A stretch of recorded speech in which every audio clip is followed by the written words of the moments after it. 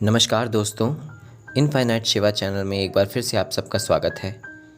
आज की जो जानकारी है वो थोड़ी अलग है, क्योंकि अभी तक की वीडियो में मैं आपको ये बताता आ रहा था कि आपको क्या करना चाहिए, पर आज की वीडियो में मैं आपको ये बताऊंगा कि क्या आपको बिल्कुल भी नहीं करना चाहिए। जी हाँ, मैं बात कर रहा हूँ तामसिक साधनाओं के बारे में, जिसमें देवी देवताओं के स्थान पर भूत प्रेत और नीचे लेवल की शक्तियों की पूजा की जाती है। जब हम हमारे देवी देवताओं को छोड़कर, सकारात्मक ऊर्जाओं को छोड़कर और सही भगवान की पूजा और साधना को छोड़कर किसी तामसिक या फिर किसी नेगेटिव या फिर नकारात्मक ऊर्जा या शक्ति की हम साधना करते हैं, तो वो तामसिक साधना कहलाती है।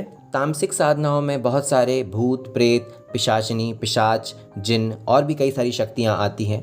इसके अलावा दैवी शक्तियों में भी कुछ ऐसी शक्तियाँ होती हैं जिनकी साधना तामसिक रूप से की जाती हैं, जैसे कि मुख्य रूप से महाकाली भगवती की जो कुछ सेविकाएं होती हैं जो उनकी सेवा करती हैं, उनकी साधना भी तामसिक रूप से होती है। और मुख्य रूप से जो महाकाली की सेविकाएं मानी जाती है, जैसे कि डाकिनी, लंकिनी और शाकिनी और यक्षिणी, ये कुछ ऐसी शक्तियाँ होती हैं जिनकी साधना तामसिक रूप से होती है, परंतु इनका लेना देना कुछ महाकाली के स्वरूप से नहीं होता। ये महाकाली के स्वरूप की कुछ एक प्रकार से बोल सकते हैं हम सेविकाएं मानी जाती हैं, और बहुत ही नीचे लेवल की ये शक्तियाँ होती हैं जिनकी साधना एक सात्विक साधक को तो कभी नहीं करना चाहिए। अब बात ये है कि लोग इनकी साधना करते क्यों हैं।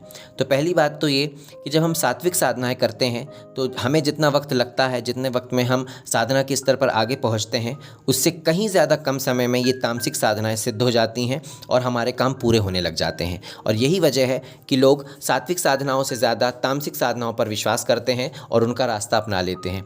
पर याद रखिएगा, आपको ये तामसिक साधनाएं तुरंत में तो असर दिखा देंगी, तुरंत में आपकी इच्छाएं भी पूरी हो जाएंगी, पर ये कोई देवी देवताओं या भगवान वाली साधनाएं होती नहीं हैं। इस वजह से ये आपकी इच्छाओं को पूरा करने के बदले में आपसे बहुत कुछ लेती हैं, और कई बार कुछ इतना ले लेती हैं कि शायद आपका जीवन ही खतरे में पड़ सकता है। ये एक प्रकार के शॉर्टकट के जैसा काम करता है कि आप सीधे ज़्यादा मेहनत ना करते हुए बहुत कम समय में और बहुत ज़्यादा कुछ पाना चाहते हैं, तब आप इस रास्ते को अपनाते हैं। पर याद रखिएगा, हमारा जो जीवन है उसमें भी यदि हम जितने शॉर्टकट लगा लें, पर काम हमारी मेहनत ही आती है। उसी तरीके से आप साधना के सफ़र में भी यदि आप सोचेंगे कि आप कुछ शॉर्टकट लगा के, तिगड़म लगा कर कुछ हासिल कर ले, तो हासिल तो आप कर लेंगे, लेकिन उसकी बहुत भारी कीमत भी आपको फिर चुकानी पड़ती है। और जब हम सात्विक साधनाओं को करके ही सब कुछ पा सकते हैं, माँ भगवती का प्यार प्राप्त कर सकते हैं, इस दुनिया में जो चाहे उसे प्राप्त कर सकते हैं, तो फिर हम क्यों इन छोटी साधनाओं के पीछे जाकर अपने जीवन को और अपने कर्मों को और अपने व्यक्तित्व को खराब करें। और आपको स्पष्ट रूप से बताऊं तो तामसिक साधनाओं में जो देवी देवताएं होते हैं, ये एक्चुअली में देवी देवता होते ही नहीं हैं। ये स्वयं एक अतृप्त आत्माएं होती हैं जो अपनी एक योनियां भोग रही होती हैं। तो जो स्वयं अतृप्त हैं वो आपकी आके क्या इच्छा पूरी करेंगे, और यदि करेंगे तो उसके बदले में जो आपको चुकाना होगा वो आप सोच भी नहीं सकते। इसलिए क्यों इन तामसिक साधनाओं का रास्ता अपनाया जाए, जबकि हमें भगवती माँ स्वयं सब कुछ देने को तैयार है। साथ ही साथ सात्विक साधनाओं में ना तो कोई नियम होते हैं, ना ही कोई रिचुअल फॉलो करना होता है, और यदि कोई हमसे गलती हो भी जाती है तो माँ भगवती हमें अपना पुत्र समझकर माफ़ कर देती है। पर तामसिक साधनाओं में ऐसा कुछ नहीं होता, उनसे आपका कोई रिश्ता नहीं होता है, और ना ही वो भगवान से जुड़ी कोई शक्तियाँ होती हैं।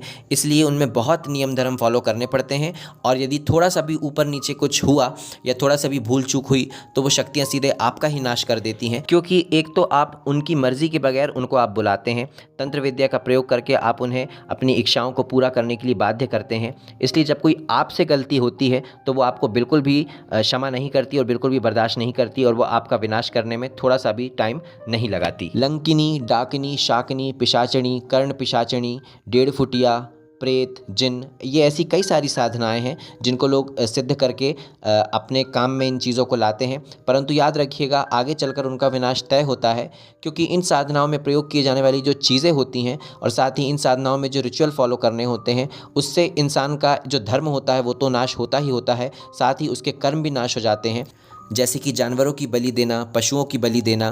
तो ज़रा सोचिए, जिन साधनाओं में किसी मूक जानवर को मारकर, बेगुनाह जानवर को मारकर चढ़ाया जा रहा है, क्या ऐसी साधना आपको अध्यात्म में आगे ले जा सकती है? बिल्कुल भी नहीं। उल्टा जो आपके अच्छे पुण्य कर्म होंगे वो भी नाश हो जाएंगे। तो मैं यही कहूँगा कि ऐसी तामसिक साधनाओं को छोड़कर केवल सात्विक साधनाओं का रास्ता ही अपनाना चाहिए और अपनी माँ भगवती से प्रेम करना चाहिए, क्योंकि ये प्रेम ही है जो आपको और उनको जोड़े रखता है। यदि आपको उनसे प्रेम है तो फिर आपको किसी भी तामसिक साधना की ज़रूरत नहीं है और किसी प्रकार की ऊल झलूल साधना की तरफ ध्यान देने की ज़रूरत नहीं है। यदि आपका उनसे प्रेम बरकरार है तो याद रखिएगा, ये प्रेम ही है जिसके कारण वो पूरी दुनिया की दौलत आपके कदमों में लाकर रख सकती है। तो यदि आपको ये जानकारी अच्छी लगी हो तो मेरे वीडियो को लाइक और चैनल को सब्सक्राइब ज़रूर करें। नमः शिवाय।